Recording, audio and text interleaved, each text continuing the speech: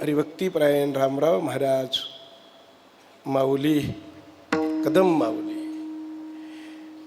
त्यांची यामध्ये सक्रियता आहे. अतिशय भावनापूर्वक अंतकरणातून या उत्सवाच्या निमित्ताने नाथांची सेवा, माऊलीची सेवा, तुकोबराईची सेवा त्यांच्याकडून घडत आहे.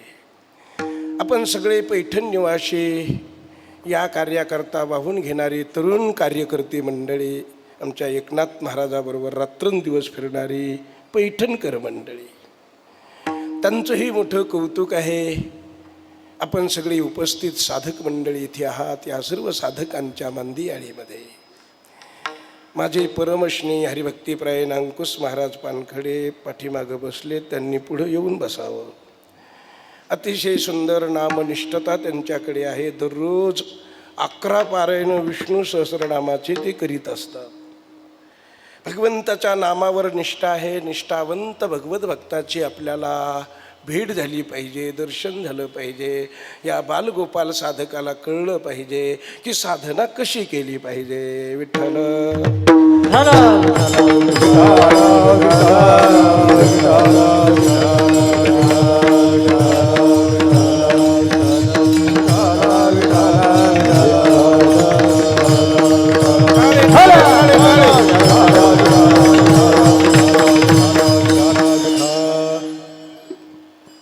एकनाथ महाराज प्रासादिक वारकरी शिक्षण संस्थेवर प्रेम करणारे,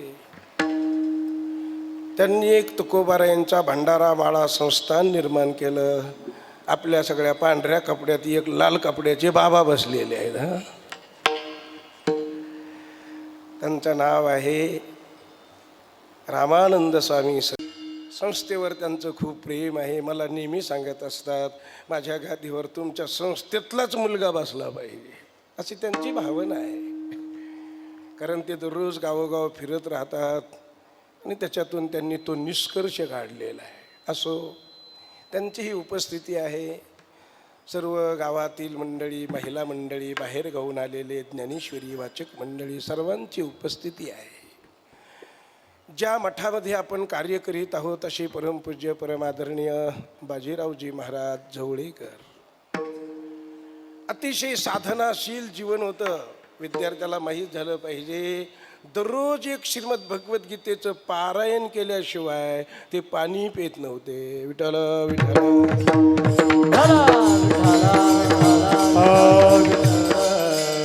3 तासाचा 4 तासाचा नित्यनेम बाबाचा असायचा. आणि महान जीवनामध्ये तपश्चर्या बाबाजींच्या जीवनात घडली. आणि त्यामुळे वारकरी संप्रदायातलं गीतेसारखं एक दिव्य अलौकिक रत्न भारताचं सगळ्या जगाने त्या ज्ञानाला स्वीकारलं. अशी श्रीमद भगवद्गीता, गीता मंदिर निर्माण करण्याचं भाग्य त्यांना प्राप्त झालं.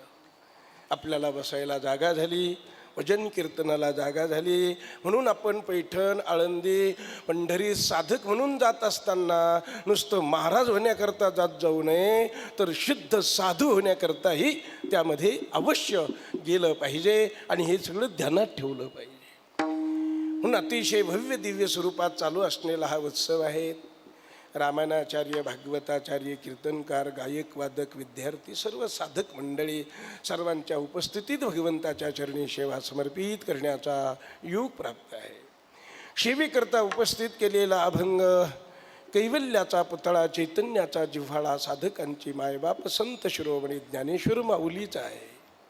अभंग 4 चरणाचा आहे. नाम महात्म्य सांगणार आहे. आणि प्रत्येक माणसाला नाम घ्या असा आग्रह धरून ज्ञानोबाराय सर्वांना सांगतात की तुम्ही नामस्मरण करा. विठ्ठल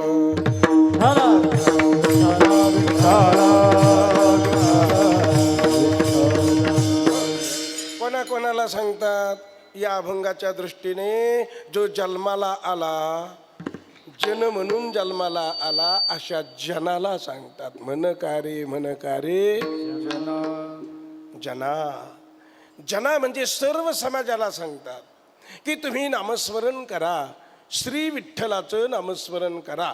कलियुगामध्ये श्री विठ्ठलाच्या नामाचं खूप महत्त्व आहे. आणि म्हणून तुम्ही श्री विठ्ठल श्री विठ्ठल हे नामस्मरण करा.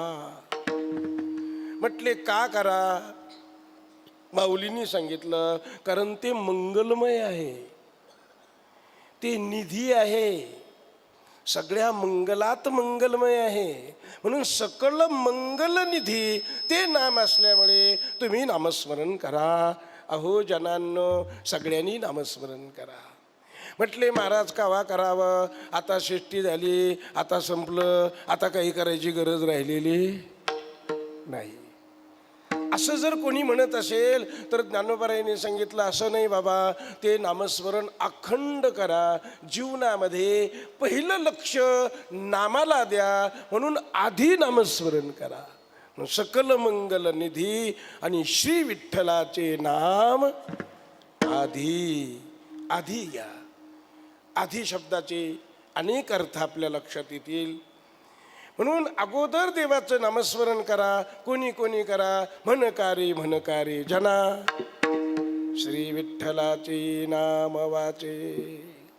कोणीतरी म्हटलं, महाराज नाम पवित्र आहे, मंगलमय आहे, भगवंताचं ते स्वरूप आहे, आणि आम्ही पापी आहेत, आम्ही कसं काय घ्यावं ते नाम? आम्हाला ते आवडत नाही, आम्हाला घ्यावं वाटत नाही, आम्ही पतित आहोत, पतित. माऊलीने संदेश दिला, अरे बाबा, तुम्ही पतित जरी असले तरी बळच नाम घ्या, संत संगतीत नाम घ्या. तुम्हाला पतितांनाही ते पावन करणारं नाम आहे. खरोखर सांगतो म्हटले, पतित पावन साचे, श्री विठ्ठलाचे नाम वाचे. पतितांना ते पावन करणारं खरं नाव आहे, ते तुम्ही घेत राहा. श्री विठ्ठलाचं नाव घ्या. श्री ज्ञानेश्वर माऊली म्हणतात, मी पांडुरंगाच्या दर्शनाला गेलो, भगवंताचं विठ्ठलाचं नाव घेत राहिलो. नाव घेता घेता घेता मी विठ्ठल स्वरूप झालो, बाप रखुमादेवीवरू. अशा पद्धतीने श्री ज्ञानोबाराय म्हणतात, आता मी ज्ञानदेव राहिलो नाही, तर मी बाप रखुमादेवीवर झालो, रखुमादेवीवर मी झालो. म्हणून बाप रखुमादेवीवरू ज्ञानोबाराय म्हणतात, मी तुम्हाला खरं सांगतो, साच सांगतो, अगदी सत्य सांगतो की श्री विठ्ठलाचे नाम वाचे तुम्ही घ्या. बाप रखुमादेवीवरू साचे, श्री विठ्ठलाचे नाम वाचे. कोणी कोणी घ्या, सर्वांनी घ्या. म्हणकारी म्हणकारी जना, श्री विठ्ठलाचे नाम वाचे. असा या अभंगाचा शब्दशः अर्थ आहे. विठ्ठल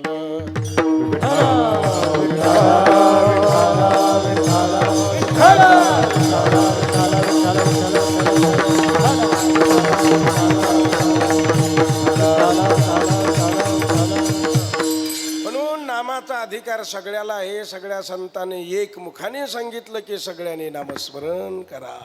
कारण या जना शब्दाने माऊलीने सांगितलं, सर्वांनी करा. तुकोबराईचं प्रमाण सर्व टाळकऱ्याच्या पाठ आहे. सकळाशी येथे आहे अधिकार, सकळाशी येथे आहे अधिकार, कलियुगाशी येथे आहे अधिकार. कलियुगी उद्धार हरीचा नाम, कलियुगी उद्धार हरीचा नाम, कलियुगी उद्धार हरीचा नाम. सकळाची येते आहे अधिकार, कलियुगी उद्धार हरीचा नाम, कलियुगी उद्धार हरीचा नाम.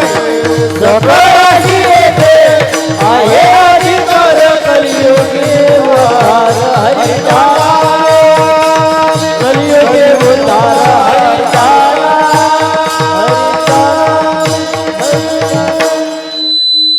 सगळ्याला अधिकार भगवंताच्या नामाचा आहे. एकनाथ महाराजाला कोणीतरी विचारलं, म्हटले सगळ्याला म्हणजे कोणाकोणाला आहे?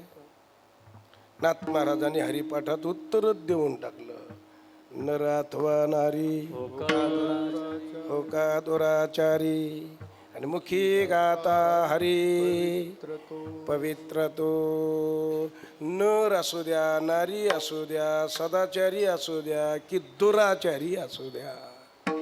दुराचारी म्हणजे वाईट आचरण करणारा, दुराचारी म्हणजे वागण्याचा आणि त्याचा मेळच नाही, नीती धर्म त्याला समजतच नाही, भलतेची उन्मत्त करी कधी कधी नाही सदा.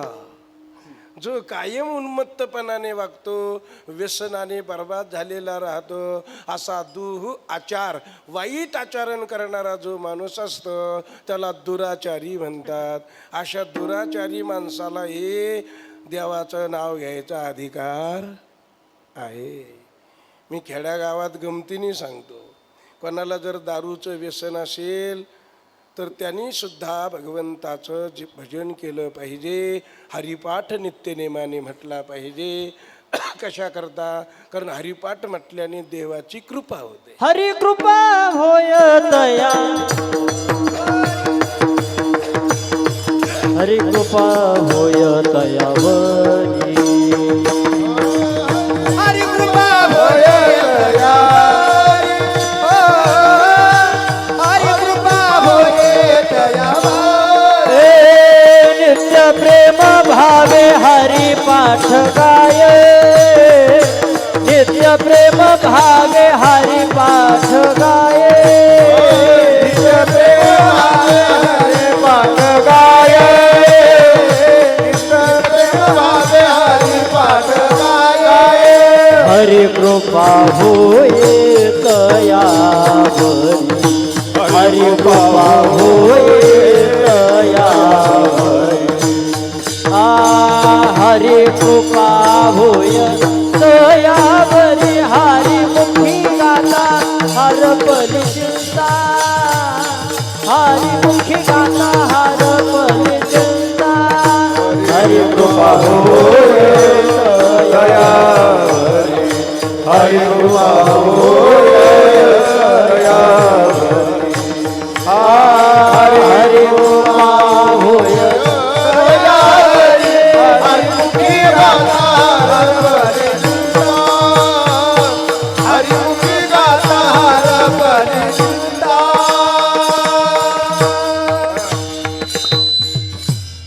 हरी कृपा होय तयावरी. कोणाला जर दारूचं व्यसन असेल तर व्यसन निवृत्त होण्याकरता सुद्धा हरिपाठ म्हणावा.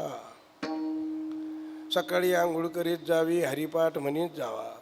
दिवसभर काम करीत जावं, संध्याकाळी नाही दम निघला तर एखादी क्वार्टर घेत जा.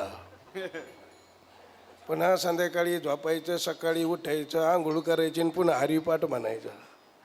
असं काही दिवस तुम्ही करून पहा, हरीची कृपा होईल आणि तुमची दारू नावाचं व्यसन मुक्त तुम्ही व्हाल. किती सुंदर हरिपाठ आहे. भगवंताचं नाम इतकं पवित्र आहे, इतकं गोड आहे, इतकं स्वच्छ आणि निर्मळ आहे. पतितांना ते पावन करणार असल्यामुळे म्हणकारे म्हणकारे जना. ज्ञानोबारायांनी सांगितलं, सगळ्यांनी म्हणा, सगळ्यांनी, कोणी कोणी म्हणा. गाते श्रोते आणि पाहते, गाते श्रोते आणि पाहते. चतुर विनोदी दृष्टी, चतुर विनोदी दृष्टी. हो गाते श्रोते आणि पाहते, गाते श्रोते आणि पाहते.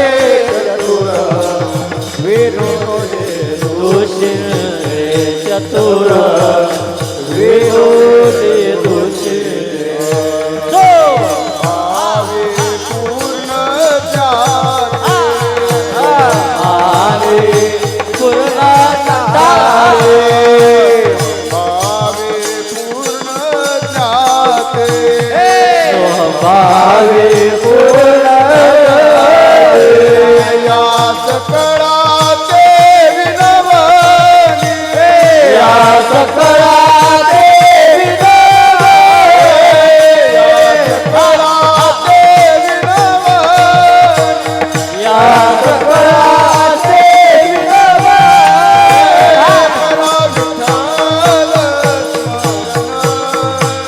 करा विठ्ठल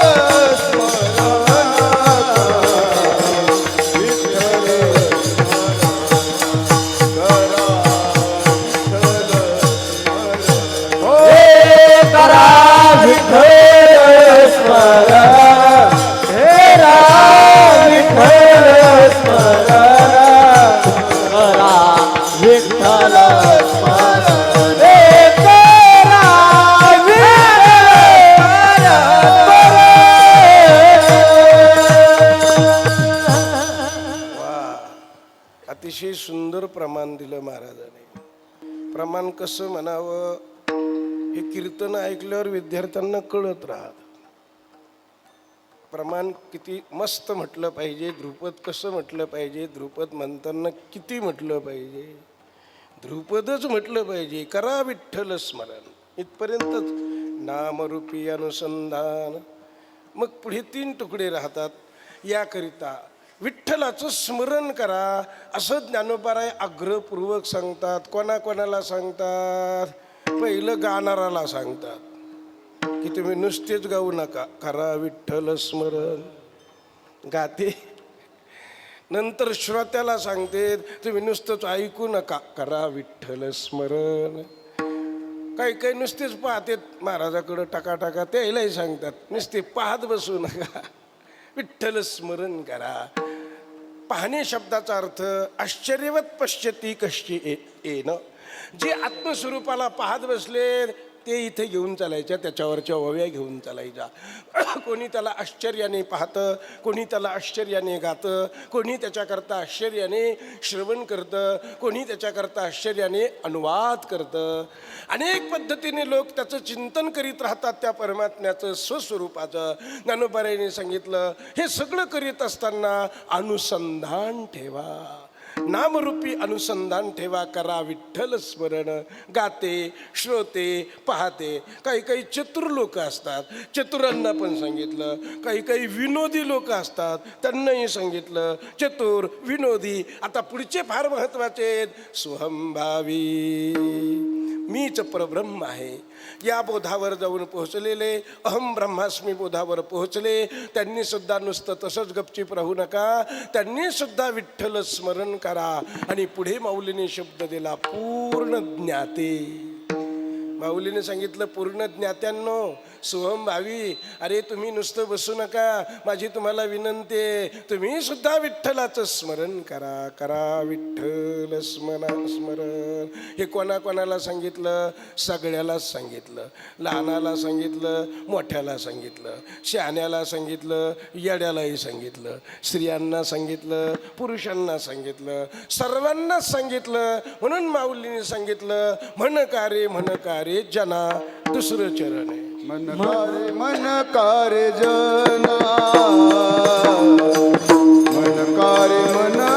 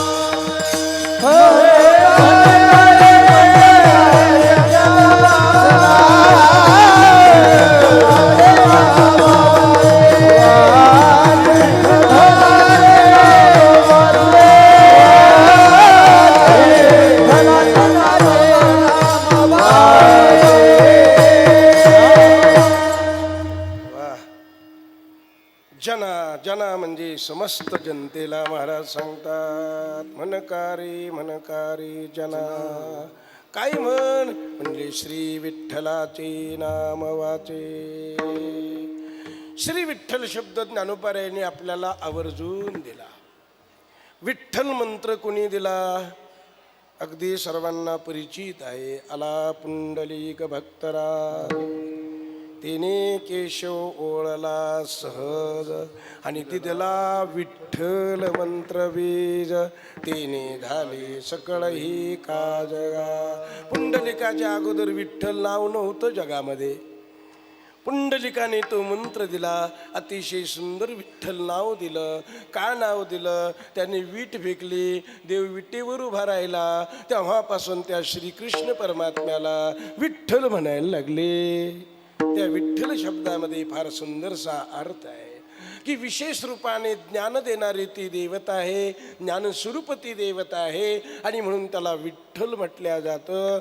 म्हणजे विठ्ठलाचा विचार करताना ज्ञानस्वरूपता, परब्रह्मता हे सगळं तिथे निश्चित पाहायला मिळतं. म्हणून सगळ्या संतांनी विठ्ठलाला ब्रह्मच म्हटलेलं आहे. नेनो ब्रह्म म्हणे विठ्ठल ब्रह्मनो हे, त्याचे बोल नाही कावे. म्हणून विठ्ठल हे ब्रह्म झालं. म्हणून विठ्ठलाला ब्रह्म म्हटलं जातं. सगळ्या संतांनी एकमताने सांगितलं विठ्ठल म्हणजे ब्रह्म आहे. आता ब्रह्माचा विचार करीत असताना आपल्याला सर्वांना माहीत आहे, ज्याला आहे म्हणता येत नाही, ज्याला नाही म्हणता येत नाही, ज्याला होय म्हणता येत नाही, त्याला काहीच म्हणता येत नाही. जे आहे ना नाही का. ज्ञानोबराईच्या ओव्या आहेत 12व्या अध्यायामध्ये. ज्ञानोबराई म्हणतात त्याला काहीच म्हणता येत नाही, त्याला खरंही म्हणता येत नाही, त्याला खोटंही म्हणता येत नाही, काही म्हणावं ते कळत नाही, फक्त त्याचा अनुभव घ्यायचा एवढं मात्र निश्चित आहे. म्हणून परब्रह्माला काही म्हणता येत नाही, त्याला काही शब्द शिल्लक राहत नाही, आणि म्हणून ते परब्रह्म आहे, शुद्ध ब्रह्म आहे. रंग रूप नाव गाव त्या विठ्ठलाला काहीच नाही. आता लक्षात घेऊन चला, ज्याला काहीच नाही त्याचं नाव घेता येत नाही, त्याचं नाव न घेता येत नसल्यामुळे त्याचा फक्त अनुभव घ्यायचा असा सिद्धांत शास्त्राचा आहे. पाहता पाहणे अशा प्रकारची ती जी अवस्था आहे, जी त्रिपुटी आहे, ती सगळी संपून जाते आणि अनुभवामध्ये साधक राहतो. याचंच नाव आहे ब्रह्मस्वरूपाची अनुभूती.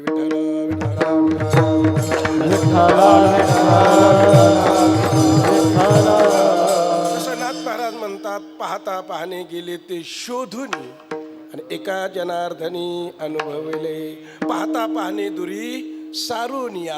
ज्ञानदेव म्हणे ज्योतीची निज ज्योती, तीही उभी मूर्ती विटेवरी. त्या विठ्ठलाला, त्या परब्रह्माला अनुभवायचंय, आणि अशा प्रकारच्या त्या विठ्ठलाचा अनुभव घ्यायचा आहे. पण नुसत्या अनुभवात राहण्यात मजा नाही. श्री भगवत भक्ताला त्याचा रंग लुटायचा आहे, समाजाला रंग द्यायचा आहे, समाजाला प्रेम द्यायचं आहे. आणि ज्यावेळेस भगवत भक्ताला प्रेम द्यायचं असतं त्यावेळेस त्याला शक्तीची गरज असते. विठ्ठल विठ्ठल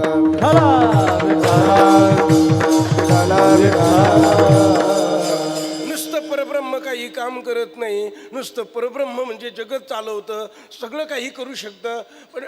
पण भगवत भक्तीचा विचार करत असताना नुसत्या परब्रह्मामध्ये भगवत भक्त त्या ज्ञानाच्या मस्तीत राहू शकतात. पण समाजाला आनंद देण्याकरता शक्तीची नितांत गरज राहते.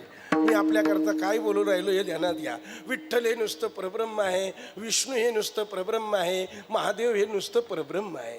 यांना नुसतं परब्रह्म म्हणायचं, स्वच्छ आणि निर्मळ.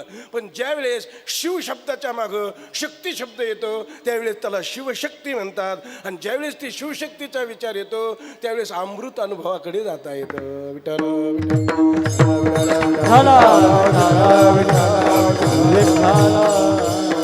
बाकीचे अनुभव ब्रह्माचे वेगळे बरं का. ब्रह्मस्वरूपाचा अनुभव येणं, त्या ब्रह्माच्या मस्तीत राहणं, आणि अमृत अनुभवात जर जायचं असेल तर शिवशक्तीची गरज आहे. नुसत्या शिवातही ते मेळ बसत नाही, नुसत्या शक्तीतही बसत नाही. म्हणून शिवशक्तीची तिथे महत्त्वाची गरज आहे. म्हणून ज्ञानोबराईच्या अमृत अनुभवाची पहिली ओवीच आपल्याला हे सांगते की जगाचे जे जनिके, जगाला उत्पन्न करणारे जे कोणी जनके आहेत ते आधी मी नमन करतो त्यांना, ते आधी बीज आहे. आणि ती शिवशक्ती विवेक ज्ञानोबराईने अमृतानुभवामध्ये दिला. म्हणजे शिवशक्तीचा स्वीकार केल्याशिवाय अमृत अनुभव येत नाही. आता आपल्याला अमृत अनुभव घ्यायचा आहे, नुसत्या परब्रह्माचा नाही घ्यायचा, तर त्याच्याकरता शक्तीची गरज असल्यामुळे श्री ज्ञानोबराईने शास्त्राचा विवेकपूर्वक आपल्याला सांगितलं, नुसता विठ्ठल म्हणू नका, श्री विठ्ठल म्हणा, कारण श्री शक्ती आहे. विठ्ठल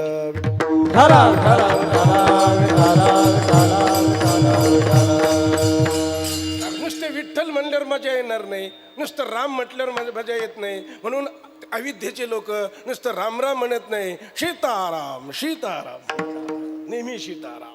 वृंदावनाचे लोक नुसते कृष्ण कृष्ण म्हणत नाही, राधे श्याम राधे कृष्ण राधा कृष्ण. अशा पद्धतीची त्या उपासनेतला एक महत्त्वाचा भाग आहे शक्ती.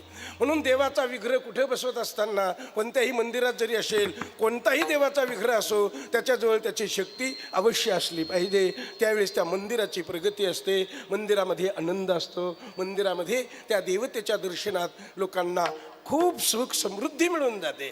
आणि म्हणून आपल्या विठ्ठल भक्तीमध्ये देवाची शक्ती बरोबर आहे. विठोबा रुखुमाई ही शक्ती आहे देवाची. याकरता श्री ज्ञानोबारायांनी शब्द देत असताना सांगितलं, एक काम करा, तुम्हाला विठ्ठल विठ्ठल म्हणायचं आहे का, नुसतं विठ्ठल विठ्ठल म्हणू नका, त्याला श्री जोडा आणि श्री विठ्ठल विठ्ठल म्हणा. तुमच्याकडे लक्ष्मी राहील, तुमच्याकडे ऐश्वर राहील, तुमच्याकडे शक्ती राहील, तुम्हाला काही कमी पडणार नाही. या सगळ्या गोष्टीची जीवनातली परिपूर्णता व्हावी वाटत असेल तर नामस्मरण करीत चला. पण नुसतं विठ्ठल विठ्ठल म्हणू नका, श्री विठ्ठल म्हणा, श्री विठ्ठल म्हणा. म्हणून ज्ञानोबारायांच्या वाङ्मयामध्ये, तुकोबारायांच्या वाङ्मयामध्ये विठ्ठल नामाला फार प्राधान्य आहे. अतिशय महत्त्वाचा त्यांच्या आवडीचा तो देव आहे. आणि अतिशय आवडीचा देव असल्यामुळे पुंडलिकाने दिलेला विठ्ठल मंत्रबीज महाराजांनी सांगितलं, ठीक आहे माऊली ही ज्ञानाची परिपूर्ण देवता आहे. ज्ञानोबाराय म्हणजे ज्ञानाचे ईश्वर, ज्ञानस्वरूप, देवस्वरूप, ईश्वर स्वरूप असणारे ज्ञानोबाराय ज्ञानाची मूर्तिमंत पुतळा असल्यामुळे ज्ञानोबारायांनी आम्हाला सगळं समजून सांगितलं. अरे विठ्ठल विठ्ठल म्हणण्यापेक्षा श्री विठ्ठल म्हणा, श्री विठ्ठल म्हणा. शक्तीसह तुमची भक्ती होईल आणि भक्ती परिपूर्ण झाली म्हणजे तुमच्या जीवनात परमानंद प्राप्त होईल. म्हणून श्री विठ्ठलाचे नाम वाचे. कोणी कोणी म्हणा, सगळ्यांनी म्हणा. का म्हणा? ते शक्तीसह आहे म्हणून म्हणा, ते अतिशय महत्त्वाचं आहे म्हणून म्हणा, ते मंगलमय आहे म्हणून म्हणा, ते सगळ्या जगाची निधी आहे म्हणून म्हणा. अशा पद्धतीचे कारणं माऊली सांगतात.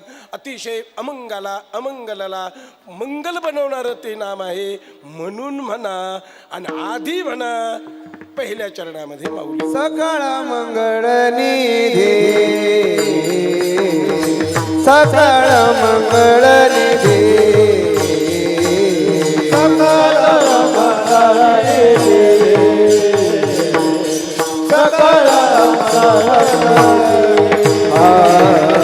सकळ मंगळ निधी, सकळ मंगळ निधी,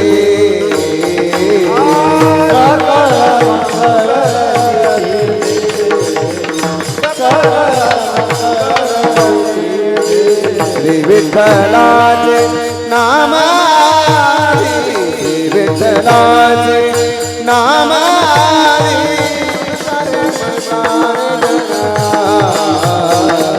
म्हणणारे म्हणणारे जना.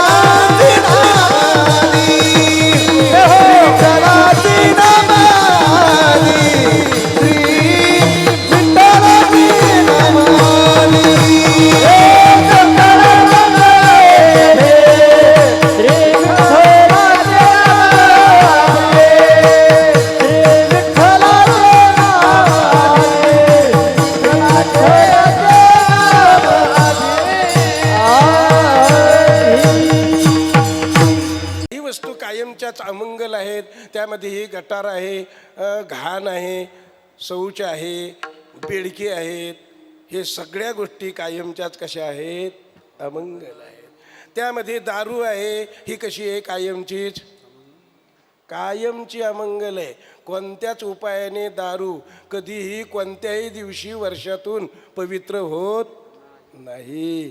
कायमची अमंगल. एका गावात सप्ताह चालू झाला, गावकऱ्यांनी दौंडी दिली, 7 दिवस दारू पिऊ नका. जर कोणी दारू पिलं त्याला दंड देण्यात येईल. सगळ्या गावांनी पथ्य पाळलं. एक दररोज घेणारं होतं, त्यांनी 4 दिवस बळत दम धरला. पुढं त्याला दमच निघाला. त्याला वाटलं आता मरतो काय मी, दारू प्याल्याशिवाय जगतच नाही असं त्याला वाटायला लागलं. त्यांनी हुशारी केली, मोठ्या गावाला गेला, एक क्वार्टरची बाटली घेऊन आला आणि सुंदर फुलं, धूप, दीप, नैवेद्य सगळं घेऊन आला. त्यांनी मनानेच लढवलं. असे दारू पिणारे लोक काही बी लढीत बरं मनानेच. त्यांनी मनानेच लढवलं की दारूला पवित्र करून पिऊ म्हणे. आणि म्हणून दारू घेऊन आला, पाटावर ठेवली, धूप दीप नैवेद्य ठेवलं आणि एका ब्राह्मणाला बोलून आणलं. म्हणे आपल्याला अभिषेक करायचा आहे. ब्राह्मण आला. त्यांनी पाहिलं कसला अभिषेक आहे. म्हणले दारूच्या बाटलीचा अभिषेक करायचा. ब्राह्मणाचं डोकंच काम करीना. ब्राह्मण हुशार राहतात. ते म्हणले नको बाबा मी नाही करणार. नाही नाही दक्षिणा वाढून घ्या पण पूजा करूनच जा, तसं तुम्हाला जाऊच देणार नाही. ब्राह्मणाने विचार केला याच्या नादी लागण्यात मजाच नाही, बैस म्हणे पूजाला. लगेच गंध धूप दीप नैवेद्य लगेच 10-20 मिनिटात पूजा उरकून घेतली. जातो म्हणे आता. म्हणले देवा ही घ्या दक्षिणा दिली. पण म्हणले तसं जाऊ नका, आता हे पवित्र झालं, तुम्ही थोडंसं तीर्थ घेऊनच जा म्हणे. तुकोबराईचं प्रमाण आहे, उदके काल विषेन मळमूत्र तो होय पवित्र कासयाने. ती पवित्र होतच नाही, पवित्र कधीच होणार नाही, कायमची अमंगल वस्तू ती आहे बरं का. आता दुसरे एक व्यवस्थित लक्षात घेऊन चला. आपला देह आहे पवित्र आहे का अपवित्र आहे? देहाचा जर विचार केला तर साधू संतांनी वाङ्मयाने असं सांगितलं की शरीर विटाळाचे आळे आहे, पतन शरीराच्याच मुळं आहे, शरीर हे दुर्गंधीचं थार आहे, शरीर हे अपवित्र आहे, रवरवतेचा बांधा आहे, असं अपवित्र असणारं शरीर आहे. पण या शरीराला पवित्र करण्याची क्षमता भगवंताच्या नामात आहे. अपवित्र शरीर आहे पण हरिपाठ कीर्ती मुखी जरी गायन पवित्रची होय. पवित्र तो देहवाणी पुण्यवंत जो वदे अच्युत सर्व काळ. म्हणून भगवंताचं नामस्मरण जर आपण अखंड केलं, आपण जर रस्त्याने चाललो आणि लोकांना माहीत झालं हे नामधारक आलेत, लोक असे आपल्या पायाला धरून पाडायची वेळ आणते पण दर्शन घेतेनच, हात लावते, स्पर्श करतेत. का? कारण या महात्म्याला जर आपण स्पर्श केला तर आपल्याला ही चांगली भावना होऊ शकते. एवढी देहामध्ये पवित्रता येते, देह शुद्ध होतं. वास्तविक अशुद्ध आहे, अमंगल आहे, घाण आहे. पण अशा घाण देहाला पवित्र करण्याची ताकद, मंगलमय बनवण्याची ताकद नामात आहे. म्हणजे नाम किती मस्त आहे. म्हणून अपवित्राला पवित्र बनवणारं, मंगलाला मंगल बनवणारं भगवंताचं नाम आहे. भगवंताचं नाम हे कायमचंच मंगलमय आहे. ते नाम कुठेही जाऊ द्या, कशातही जाऊ द्या, कधीच अपवित्र होतच नाही. म्हणून नामाला विटाळ नाही. जसं अग्नीला विटाळ नाही, गंगेला विटाळ नाही, सूर्याला विटाळ नाही, चंद्राला विटाळ नाही, जसं या अनेक वस्तू जगामध्ये आहेत की त्यांना विटाळ नाही, तसे ज्याने नाम कंठामध्ये बांधलेलं आहे त्यांना सुद्धा विटाळ होतच नाही. नाही त्या विटाळ अखंड सोवळी, पवित्र सोवळी एक तीच भूमंडळी. कोण? ज्यांचा आवडता देव आणि अखंडित प्रेम भाव, ज्या प्रेमाच्या मस्तीत गेले, भगवंताच्या नामात रंगून गेले, असा जो देहधारी सत्पुरुष असेल त्यांचा देह पवित्र करण्याची ताकद नामात आहे. नाम पवित्र आहे. नाम कशानेही विटाळल्या जात नाही. नामाला विटाळशीचा विटाळ होत नाही, नामाला कोणत्याही गोष्टीचा विटाळ होत नाही. ज्याला कशाचाच विटाळ होत नाही ते शुद्ध भगवंताचं नाम आहे. म्हणून सकल मंगल ते आहे. मंगला नाम मंगल आहे, मंगलात मंगल आहे. अगदी शुद्ध आणि मस्त मंगल भगवंताचं स्वरूप आहे, भगवंताचं नाम आहे. म्हणून अशा पद्धतीने माऊलींनी सांगितलं, अरे बाबा या अमंगल शरीरामध्ये जरी तुम्ही असाल तरी त्या पवित्र मंगल देवाचं नाव घेत चला, कारण ते सकल मंगल निधी, ते निधी आहे, ते साठा आहे, ते कधी कमी होत नाही. नाम किती घेतलं तरी कमी होत नाही, ते कधी संपत नाही, ते आटत नाही, ते वाढत नाही, ते काहीच होत नाही. असा माऊलीने एक स्पष्ट अभंगच लिहून टाकला. अंडज, जारज, श्वेदज, उद्भिज सगळं काही असेल ते आटे, हरिनाम नाटे ते बरवे. असं शुद्ध असणारं श्रीहरीचं नाम तुम्ही घेऊन टाका. म्हणले केव्हा घ्यावं? म्हणले जन्माला येता येताच सुरुवात करा. आधी घ्या, पहिलं नाव घ्या देवाचं, अखंड नामाशी समरस व्हा, तुमचं कल्याण होईल. म्हणून सकल मंगल निधी श्री विठ्ठलाचे नाम. आधी जन्माला आल्यापासून नामाला सुरुवात करा. संप्रदायामध्ये अनेक संत जन्माला आले, त्यामध्ये संत शिरोमणी नामदेव महाराज जन्माला आले. जन्माला आल्या आल्याच श्री विठ्ठल श्री विठ्ठल श्री विठ्ठल नाव घेत होते. असे अनेक संत झाले की ते जन्माला आल्यापासून देवाचं त्यांनी नाव घेतलं, म्हणजे आधी नाव घेतलं, नावाला सुरुवात करून टाकली. अशा प्रकारच्या या आधी शब्दाचा अर्थ आहे. आणखी आधी शब्दाचा महत्त्वाचा अर्थ आहे की या नरदेहात आलोत ना आपण, तर आद्य कर्तव्य म्हणजे भगवंताचं नाम म्हणजे आधी. विठ्ठल विठ्ठल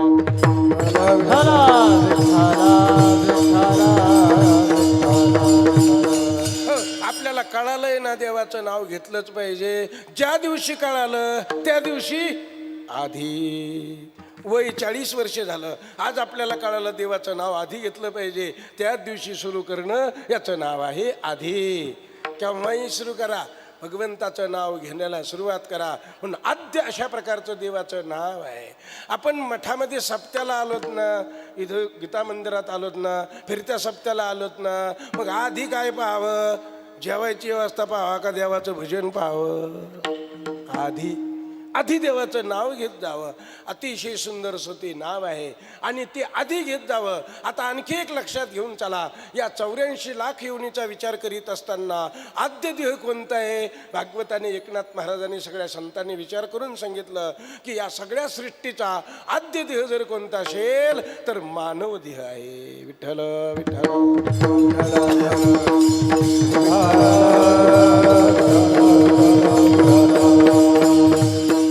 आदिदेह म्हणतात. आदिदेह का आदिदेह म्हणतात? कारण हे जंक्शन स्टेशन आहे. इथून कुठेही जाता येतं. नरकाला जाता येतं, स्वर्गाला जाता येतं, वैकुंठाला जाता येतं, कैलासाला जाता येतं, मृत्यूलोकात राहता येतं, कुत्रे मांजरं होता येतं, जिथं जाता येईल तिथे जाता येतं. म्हणून आद्य देह मानव देह असल्यामुळे या मानव देहामध्ये अगोदर भगवंताचं नामच घेतलं पाहिजे, नामाशी समरस झालं पाहिजे, नामाशी तल्लीन झालं पाहिजे आणि उरलेल्या वेळात संसार केला पाहिजे. नाथ महाराजांनी अगोदर परमार्थ केला आणि उरलेल्या वेळात संसार केला. तुमचं आमचं तसं नाही. तुमचं आमचं असं आहे, अगोदर संसार करून घ्यायचा, रिटायर होऊन जायचं, तिकडं काही मेळ नाही राहिला, मग इकडं मेळ लावायचं काम करायचं. हे आपलं उरफट चाललेलं आहे सगळं. पण साधू संत महात्मे म्हणतात अगोदरच भगवंताचा साक्षात्कार करून घ्या. म्हणून नाथ महाराजांनी श्री जनार्दन स्वामीच्या घरी राहून, देवगिरीला राहून 11 वर्षे काही महिने अभ्यास केला. श्री गुरुदेव दत्तात्रयाचं दर्शन झालं, गुरुच्या आज्ञेने पैठणला आले आणि उरलेल्या वेळामध्ये संसार केला. अगोदर मुक्त झाले आणि नंतर संसार केला. तुका म्हणे मुक्ती परनिले नोवरे आणि आता दिवसचारी खेळी मेळी. या न्यायाने माऊलीने सांगितलं आधी नामस्मरण करा बाबा. तुम्ही ज्याच्याकरता आले ते अगोदर उरकून टाका, नंतर बाकीचं करीत राहा. म्हणून सकल मंगल निधी श्री विठ्ठलाचे नामाधी. म्हणकारे जना श्री विठ्ठलाचे नाम वाचे. एकदा मोठ्या प्रेमाने विठोबा रुक्माई महामंत्राचा घोष करू. उरलेल्या थोड्या वेळामध्ये भगवंताचं थोडं चिंतन करून शेवेला पूर्णविराम. पण भजन मात्र सर्वांनी करा, आळस नका करू. सांगतो लहाना थोरा. साधू संत सांगतात लहान थोर सगळेजण टाळी वाजून भगवंताचं भजन करा. विठोबा रखुमा हरी विठोबा रखुमा विठोबा रखुमा जय जय विठोबा रखुमा हे विठोबा रखुमा हरी विठोबा रखुमा विठोबा रखुमा हरी हरी विठोबा रखुमा विठोबा रखुमा वरदा हरी विठोबा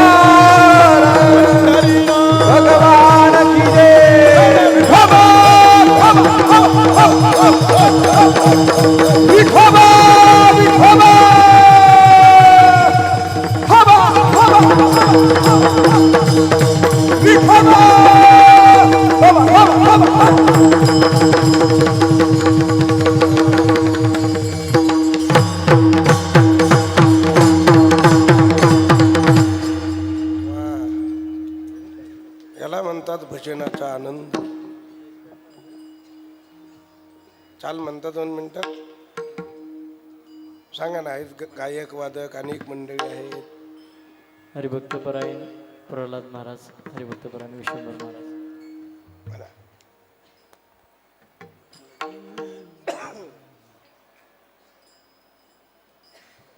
पहिलं चरण. हा सकळ मंगळ निधी सकळ मंगळ निधी सकळ मंगळ निधी सकळ मंगळ निधी सकळ मंगळ निधी सकळ मंगळ निधी सकळ मंगळ निधी सकळ मंगळ निधी सकळ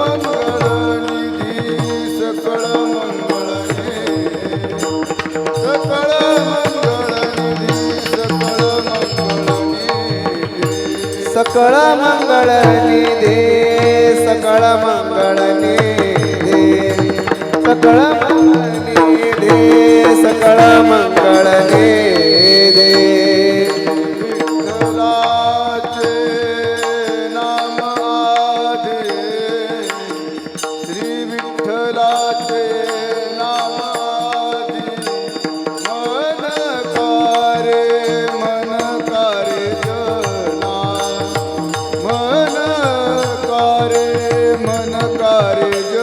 विठ्ठलाचे नाम आधी श्री विठ्ठलाचे नाम आधी श्री विठ्ठलाचे नाम आधी मन कारे जना मन कारे जना विठ्ठलाचे नाम वाचे श्री विठ्ठलाचे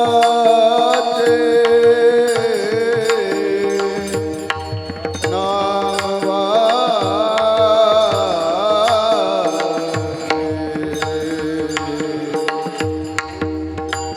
श्री विठ्ठला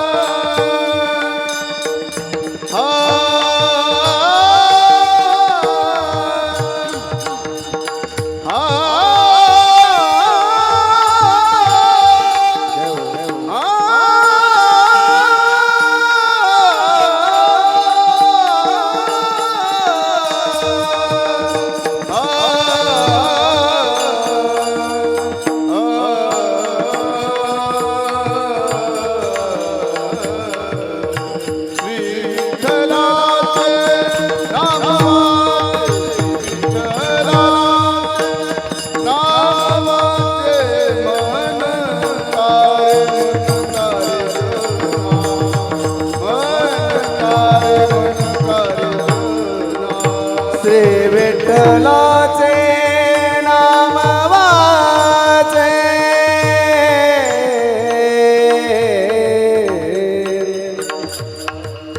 आ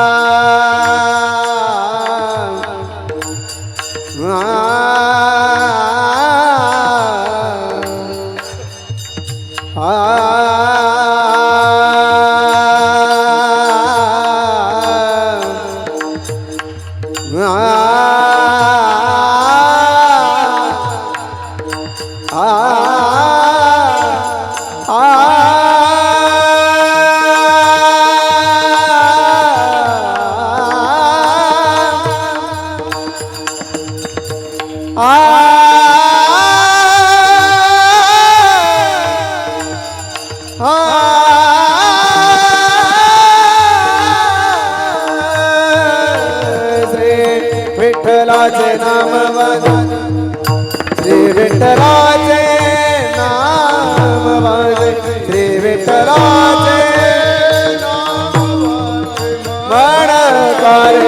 मन करे जना मन करे जना जना जना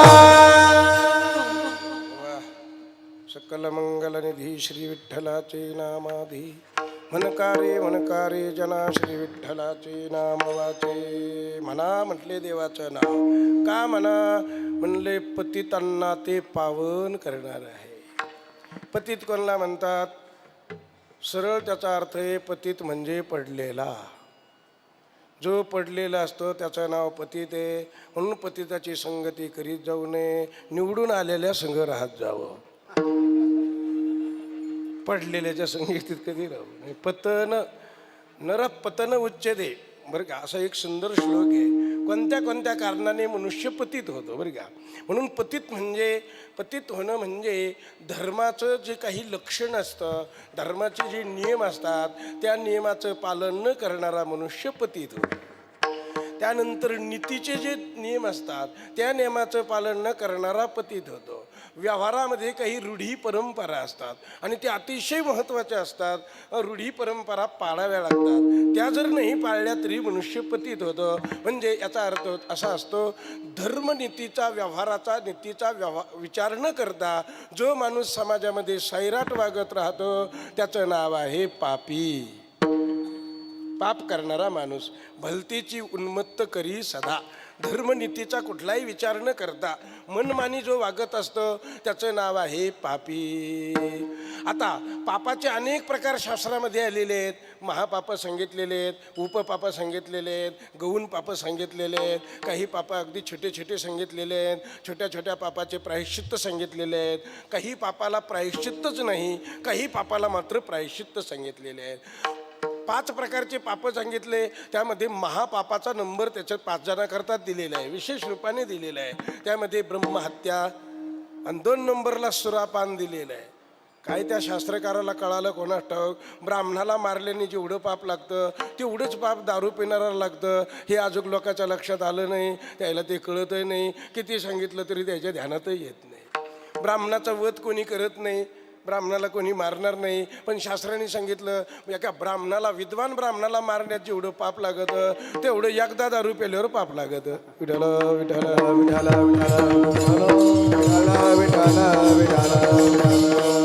पण हे काही दारू पिणाऱ्याच्या लक्षात येत नाही, हिंदू धर्मातल्या लोकांच्या लक्षात येत नाही. सगळे साधू संत कथा प्रवचनात नेहमी सांगत राहतात की ब्रह्महत्या सुरापानम, दारू पिणं महापाप आहे, चोरी करणं महापाप आहे. चोरीमध्ये बाकीचे सर्वसाधारण चोरी करणं, कोणाचा पेन चोरणं म्हणजे साधं पाप आहे बरं, पण कोणाची अंगठी सोन्याची चोरणं म्हणजे महापाप आहे.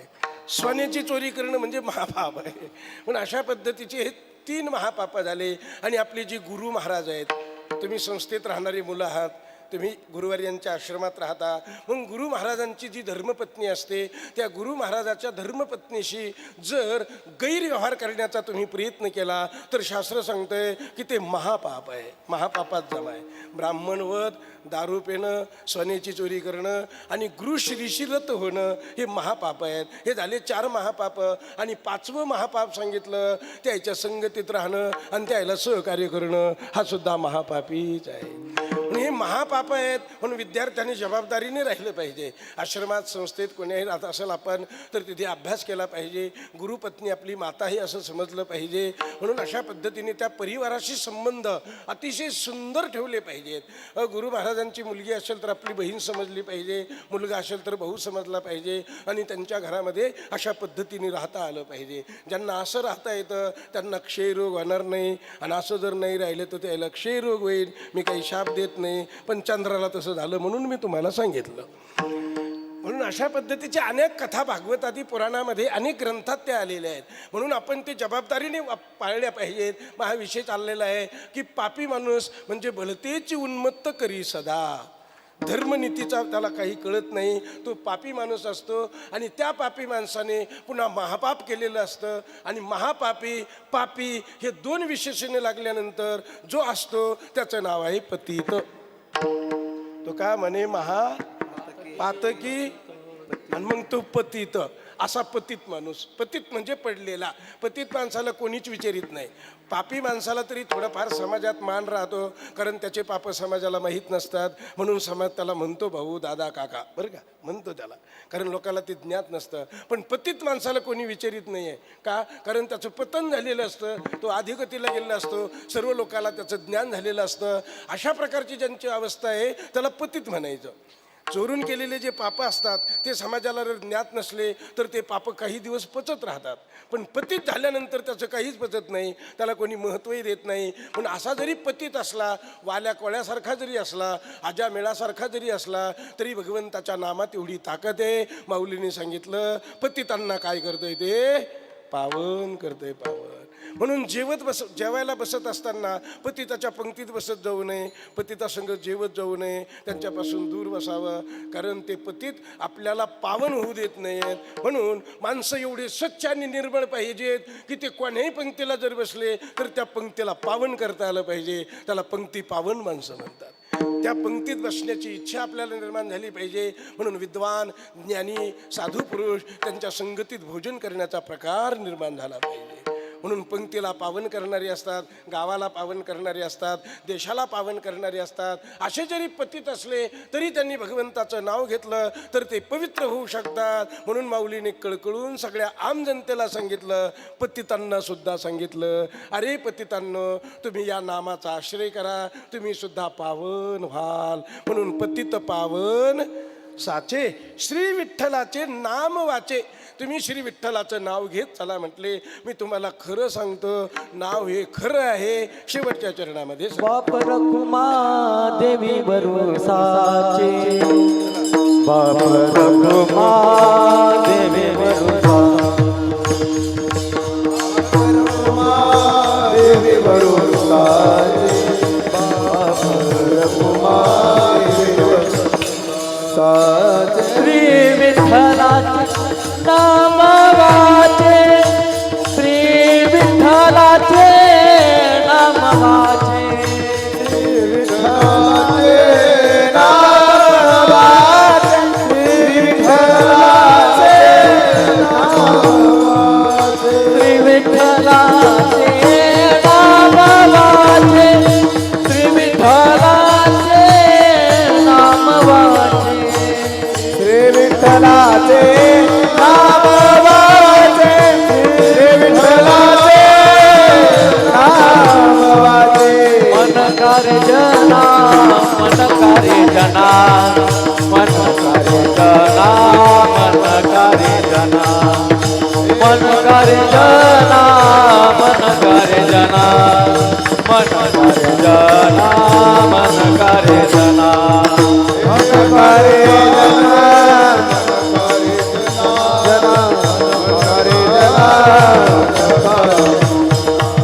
मन कार्य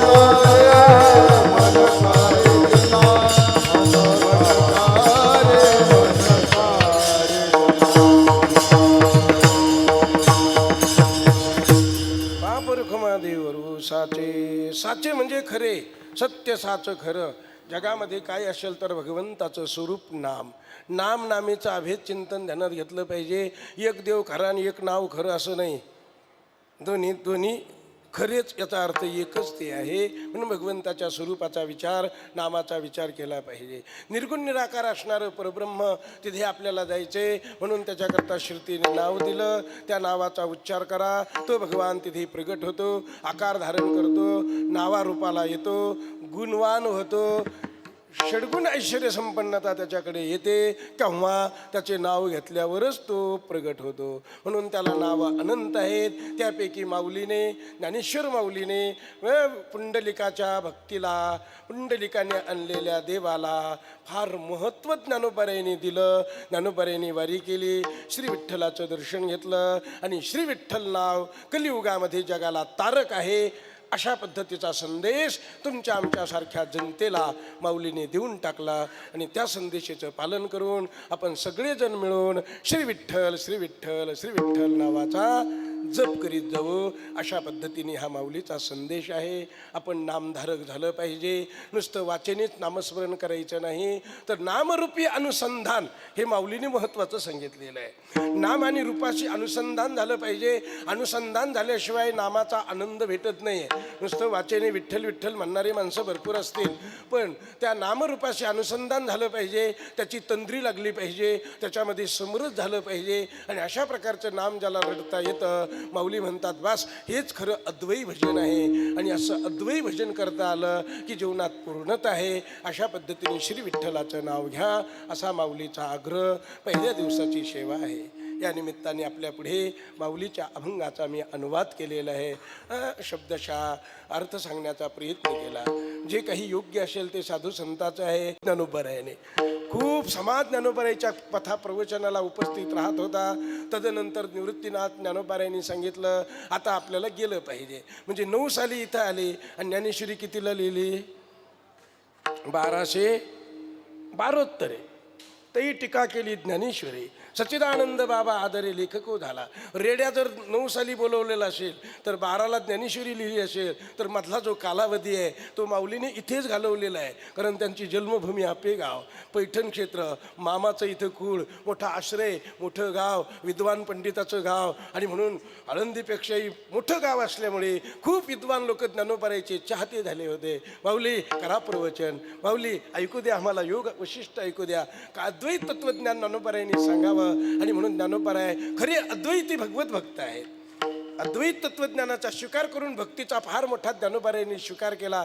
अशा पद्धतीने ज्ञानोबराय या भूमीमध्ये राहिले. म्हणून संत ज्ञानेश्वर नावाचं उद्यान पैठणलाच तयार झालं. ज्ञानेश्वर माऊली इथे राहिले म्हणूनच नाथ महाराजाला पुन्हा आळंदीला जावं लागलं. आजान वृक्षाची मुळी कंठाला लागली. अलौकिक ज्ञानेश्वरीसारखा दिव्य ग्रंथाचा संदेश दिला, माझी ज्ञानेश्वरी शुद्ध करा. म्हणून ज्ञानेश्वरी शुद्ध करण्याचा जो विवेक आहे तो श्री क्षेत्र पैठणमध्येच आहे. म्हणून नाथ महाराजांनी ज्ञानेश्वरी शुद्धीकरण केलेलं पैठण क्षेत्र आहे.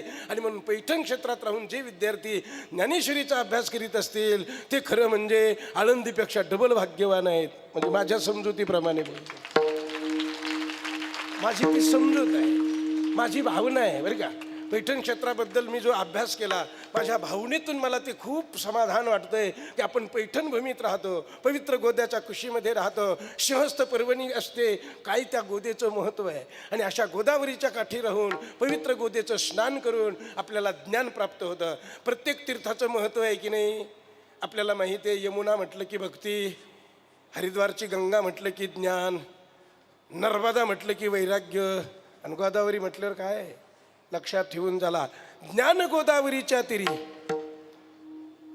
पहिलं मेरूच्या शिखरी या अभंगामध्ये ज्ञानोबराय सांगतात, ज्ञान हे गोदावरीच्या तिरी आहे. स्नान केले पांचाळेश्वरी दत्तात्रय योगिया. म्हणून ज्ञान आपल्याला प्राप्त करून घ्यायचंय. गोदेच्या कुशीत राहा, कुठेतरी गोद्याच्या काठावर राहावं, पवित्र गोदेचं कधी मधी का व्हायना स्नान करावं, पर्वणीला का व्हायना स्नान करावं. नाही स्नान होत, श्रद्धा मात्र अत्यंत ठेवली पाहिजे.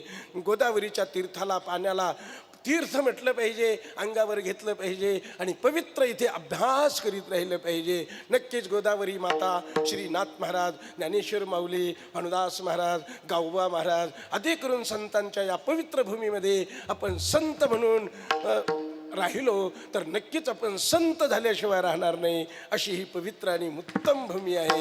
या भूमीमध्ये आपण अध्ययन केलं पाहिजे, अभ्यास केला पाहिजे, ज्ञानेश्वरी पाठ केली पाहिजे, भागवत पाठ केलं पाहिजे, गाथा पाठ केला पाहिजे, अनेक ग्रंथाचा अभ्यास या क्षेत्रात केला पाहिजे, संस्कृत पंडित झालं पाहिजे. असं अशा या क्षेत्राचं महत्त्व आहे.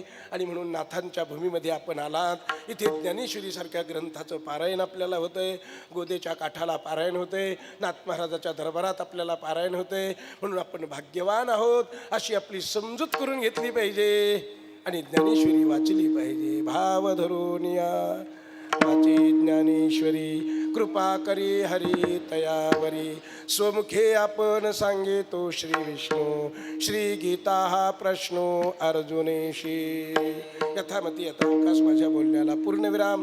माऊलीचं भजन करून 2 मिनिटात अवती धावती चाल म्हणा, उद्याच्या सूचना द्या आणि आपल्या कार्यक्रमाचा समारोप. ज्ञानेश्वर माऊली, ज्ञानराज माऊली तुकाराम. माऊली जय जय ज्ञानेश्वर माऊली ज्ञानराज जय जय जय ज्ञानेश्वर माऊली जय जय ज्ञानेश्वर माऊली ज्ञानराज